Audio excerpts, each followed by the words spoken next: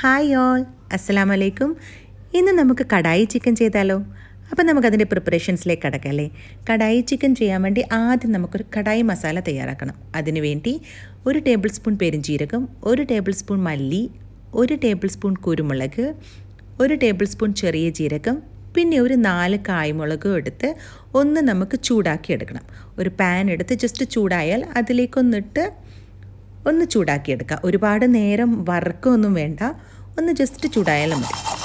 എന്നിട്ട് അതൊരു മിക്സിയുടെ ചെറിയ ജാറിലിട്ട് നല്ല തരുപ്പായിട്ട് പൊടിച്ചെടുക്കാം.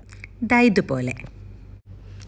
ഇനി ഒരു കടായി അടുപ്പിൽ വെച്ച് ചൂടായി കഴിഞ്ഞാൽ അതിലേക്ക് ഒരു 3.5 ടേബിൾ സ്പൂൺ ഓയിൽ ഒഴിച്ച് കൊടുക്കുക.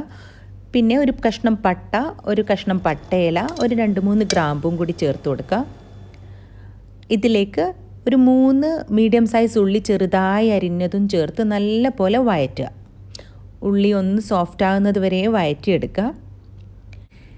ഞാനിവിടെ ഒരു ചിക്കൻ്റെ ബോൺ പീസസ് മാത്രമാണ് എടുത്തിരിക്കുന്നത്. ബ്രസ്റ്റ് പീസ് മാറ്റി ബോൺ പീസസ് മാത്രം നല്ല കറി കട്ട് അത് നമുക്കിനി ഉള്ളിയിലേക്ക് ചേർത്ത് കൊടുക്കാം. എല്ലാം ഒന്ന് ഇളക്കി യോജിപ്പിച്ചെടുക്കുക.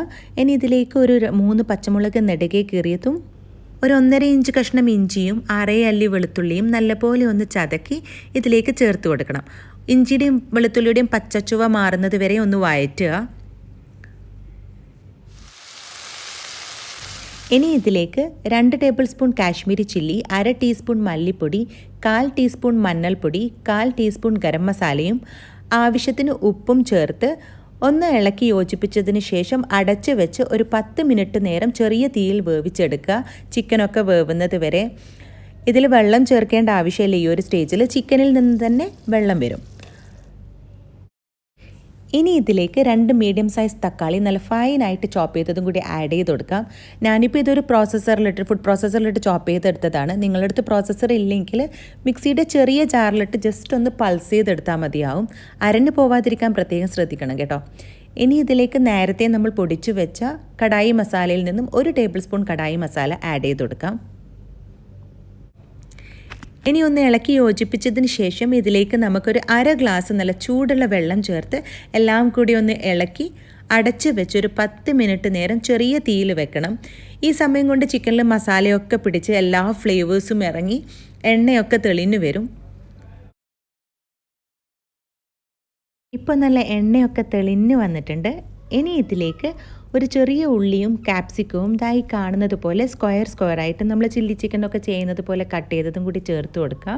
പിന്നെ ഒരു 1.5 ടീസ്പൂൺ കസൂരി മേത്തി കൈ കൊണ്ട് നല്ലപോലെ ക്രഷ് ചെയ്ത് ചേർത്ത് കൊടുക്കുക. കസൂരി മേത്തി നല്ലൊരു ഫ്ലേവറിങ് ഏജൻറ്റാണ്. ഇത് കറിക്ക് നല്ലൊരു രുചിയും മണവും കൊടുക്കും. ഇനി ഇതൊന്ന് ഇളക്കി യോജിപ്പിച്ചതിന് ശേഷം അതിലേക്ക് നമുക്ക് ഒരു 3 ടേബിൾ സ്പൂൺ പുളിയില്ലാത്ത നല്ല കട്ട തൈര് ചേർത്ത് കൊടുക്കാം.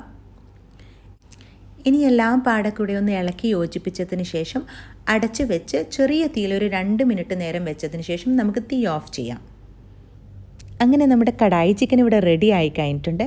നല്ല എണ്ണയൊക്കെ തെളിഞ്ഞ് നല്ല ടേസ്റ്റി ആയിട്ടുള്ള കടായി ചിക്കൻ റെഡിയായി. ഇനി ഇതിലേക്ക് ഒരല്പം മല്ലിയിലയും കൂടി ചേർത്ത് നമുക്കിതൊരു സെർവിങ് പ്ലേറ്റിലേക്ക് സെർവ് ചെയ്യാം. കടായി ചിക്കൻ ആയതുകൊണ്ട് ഞാനിതൊരു കടായിൽ തന്നെയാണ് സെർവ് ചെയ്യുന്നത്. ഇത് നല്ലൊരു കറിയാണ്, നല്ല തിക്ക് ഗ്രേവിയാണ്. ചപ്പാത്തിയുടെ കൂടെയും നാനിൻ്റെ കൂടെയും പൊറോട്ടയുടെ കൂടെയൊക്കെ നല്ലൊരു കോമ്പിനേഷനാണ്. എല്ലാവരും ഒന്ന് ട്രൈ ചെയ്ത് നോക്കുക. നിങ്ങൾക്ക് എല്ലാവർക്കും എൻ്റെ ഈ വീഡിയോ ഇഷ്ടമായെന്ന് കരുതുന്നു. ഇഷ്ടമായെങ്കിൽ ലൈക്ക് ചെയ്യുക, സബ്സ്ക്രൈബ് ചെയ്യുക, സപ്പോർട്ട് ചെയ്യുക. അപ്പോൾ ഇൻഷാ അല്ലാഹ് അടുത്ത വീഡിയോയും റെസിപ്പിയുമായി വീണ്ടും കാണുന്നത് വരെ take care and stay blessed.